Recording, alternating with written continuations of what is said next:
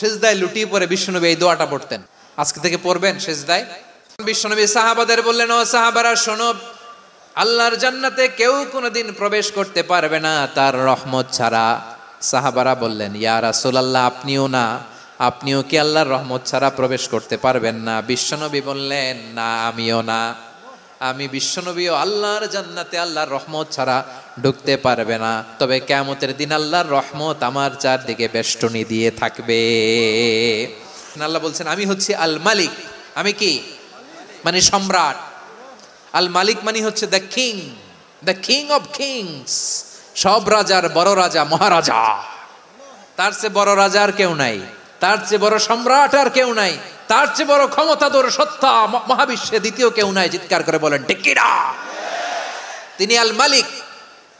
আল মালিক মানে ক্ষমতাধর, ক্ষমতার মালিক। আমার আল্লাহর আরেকটা সুন্দর গুণবাচক নাম হচ্ছে আল মালিক।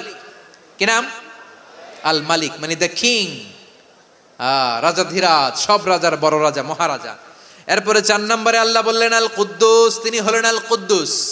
আল কুদ্দুস মানে হচ্ছে অতি পবিত্র, মহাপবিত্র, the most holy, the absolutely pure, যার কোনো খুঁত নাই। আল্লাহর কোনো খুঁত আছে? তিনি মহাপবিত্র। আল্লাহর পবিত্রতা যখন আমরা বর্ণনা করি আল্লাহ খুশি হয়ে যান, কারণ তার সত্তার একটা বৈশিষ্ট্য হচ্ছে তিনি আল কুদ্দুস। বারোয়াখালীবাসী আল্লাহর নামটা একটু জপেন না, বলেন আল কুদ্দুস। সবাই আওয়াজ করে আল কুদ্দুস। অতি পবিত্র, তার মধ্যে কোনো অপবিত্রতার ছিটে ফোঁটা নাই।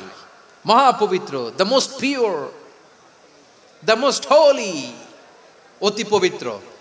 ফেরেশতারা বলেছিল, আল্লাহ আপনি মানুষ কেন বানাবেন? নাহনু নুসাব্বিহু বিহামদিকা ওয়া নুকদ্দিসু লাক। এই যে নুকদ্দিসু কুদ্দুস পাইছেন? তারা বলেছিল, আল্লাহ মানুষ কেন বানাবেন?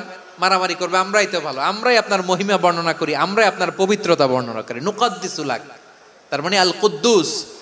আবার আমার নবী যখন সিজদায় লুটিয়ে পড়তেন, আম্মা জানা এসে বলেন, আমরা তো সিজদার মধ্যে সুবহান রাব্বিয়াল আলা বলেই শেষ, কিন্তু বিশ্বনবী তাহাজ্জুদের নামাজে, নফল নামাজে, সুন্নত নামাজে 3 বার সুবহান রাব্বিয়াল আলা তাসবিহ পড়ার পরে তিনি পড়তেন সুবহুন কুদ্দুসুন রাব্বুল মালাইকাতি ওয়ার রূহ। সুবহ কুদ্দুস রব্বুল মালাইকাতি ওয়ার রূহ। সিজদায় লুটিয়ে পড়ে বিশ্বনবী এই দোয়াটা পড়তেন।